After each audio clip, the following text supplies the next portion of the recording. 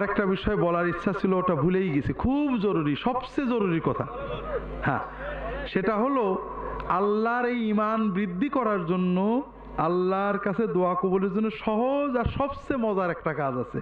সেটা হলো অজু থাক না থাক, গোসল থাক না থাক, মাথায় কাপড় থাক না থাক, রান্নাঘরে থাকেন, মাছ করতে থাকেন, রিক্সা চালাতে থাকেন, দুটো কাজ করবেন। একটা হলো আল্লাহর জিকির করবেন, দরুদ পড়বেন, আর একটা হলো দোয়া করবেন। দোয়া মানে হাত তুলতে হবে জরুরি না।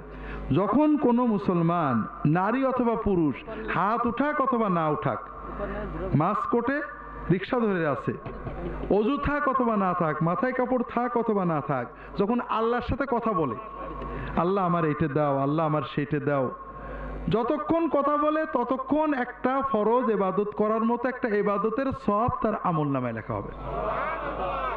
2 নম্বর লাভ হলো, এই যে দোয়া করছেন, আল্লাহ কোনো দোয়া ব্যর্থ করেন না। আপনি যা চাবেন, আল্লাহ এবারে ভর্তি পরীক্ষা দিছি, আল্লাহ এবার পরীক্ষা দেবো, আল্লাহ একটা চাকরি করছে, আল্লাহ আমার ছেলেটার এই অবস্থাটা করে দাও, এটা আপনি আল্লাহর সাথে বিড়বিড় করে কথা বলছেন, মনে মনে কথা বলছেন। আল্লাহর কাছে যাই চাবেন, আল্লাহ সঙ্গে সঙ্গে দোয়াটা কবুল করে নেবে। তবে আল্লাহ দেবেন 3 ভাবে, একভাবে, হয় যেটা চেয়েছেন ওইটা দেবে, নইলে আপনার একটা বিপদ কাটিয়ে দেবেন, নইলে আল্লাহ আখেরাতে জান্নাতে আপনার জন্য সওয়াব জমা করে রাখবেন, লস নেই। 3 নম্বর, যতক্ষণ আল্লাহর সাথে কথা বলবেন মনটা ভালো লাগবে। কথা কি বুঝতে পেরেছেন? আর আল্লাহর জিকির করবেন সব সময়।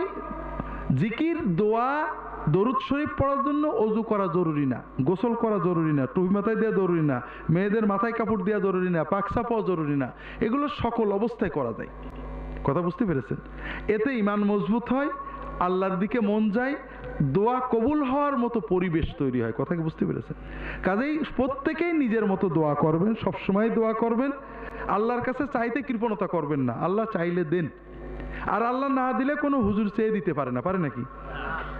আল্লাহ আমার অভাবও জানে, কোনটা দিলে ভালো। আমার শুধু কাজ চাওয়া, কানাকাটা করা, হমাও করে চাওয়া। কখনোই মনে করবেন না যে আমার মতো গুনাহগার আল্লাহ শুনবে না, তাহলে কিন্তু ঈমান নষ্ট হয়ে যাবে। আল্লাহ গুনাহগারেরটাও শুনে।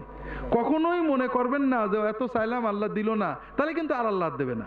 হাদিস শরীফে আসছে যে বান্দা যখন হতাশ হয়ে যায় অথবা বেসবর হয়ে যায়, তখন আল্লাহ সেই দোয়া আর কবুল করে না।